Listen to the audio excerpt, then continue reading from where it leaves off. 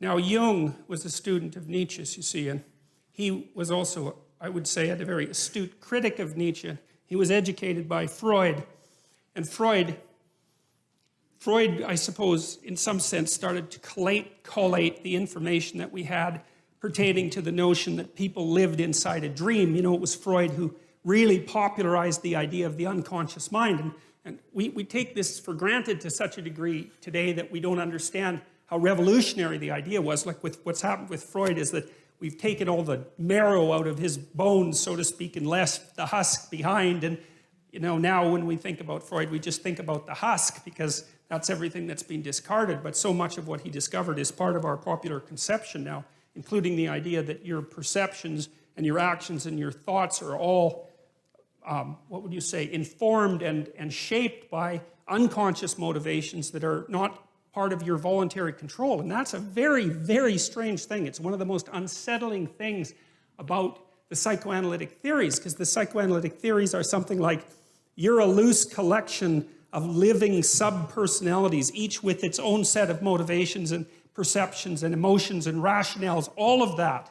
And you have limited control over that. So you're like a plurality of internal personalities that's loosely linked into a unity. You know that because you can't control yourself very well, which is one of Jung's objections to Nietzsche's idea that we could create our own values. So Jung didn't believe that, especially not after interacting with Freud, because he saw that human beings were affected by things that were deeply, deeply affected by things that were beyond their conscious control. And no one really knows how to conceptualize those things.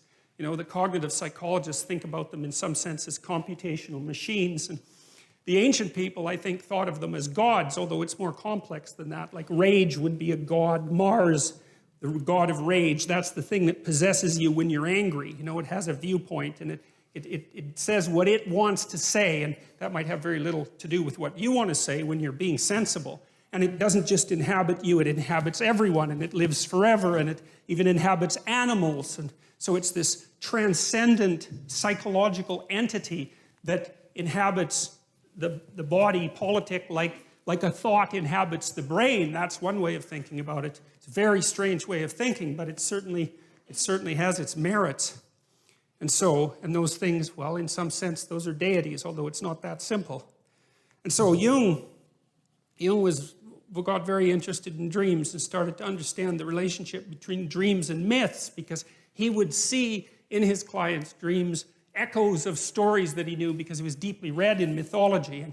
And then he started to believe that the dream was the birthplace of the myth, and that there was a continual interaction between the two processes, the dream and the story, and storytelling. And, well, you know, you tend to tell your dreams as stories when you remember them. And some people remember dreams all the time, like 2 or 3 a night. I've had clients like that, and they often have archetypal dreams that have very clear mythological structures. I think that's more the case with people who are creative, by the way, especially if they're a bit unstable at the time, because the dream tends to occupy the space of uncertainty and to concentrate on fleshing out the unknown reality before you get a real grip on it. So it's like the dream is the birthplace of thinking. That's a good way of thinking about it. And so because it's the birthplace of thinking, it's not that clear. It's doing its best to formulate something.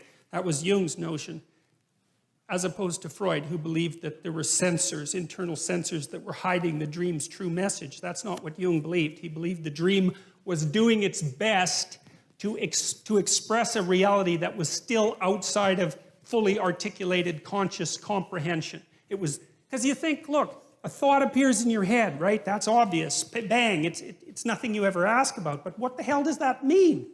A thought appears in your head. What kind of ridiculous explanation is that? You know, it just doesn't help with anything. Where does it come from? Well, nowhere. It just appears in my head. Okay, well, that's not a very sophisticated explanation, as it turns out, you know? And so you might think that those thoughts that you think, well, where do they come from? Well, they're often someone else's thoughts, right? Someone long dead, that might be part of it, just like the words you use to think are utterances of people who've been long dead. And so you're informed by the spirit of your ancestors. That's one way of looking at it. And your motivations speak to you, and your emotions speak to you, and your body speaks to you. And it all does all that, at least in part, through the dream. And the dream is the birthplace of the fully articulated idea. They don't just come from nowhere fully fledged, right? They have a developmental origin, and God only knows how lengthy that origin is. Even to say something like, I am conscious, you know, that's taken... Chimpanzees don't say that.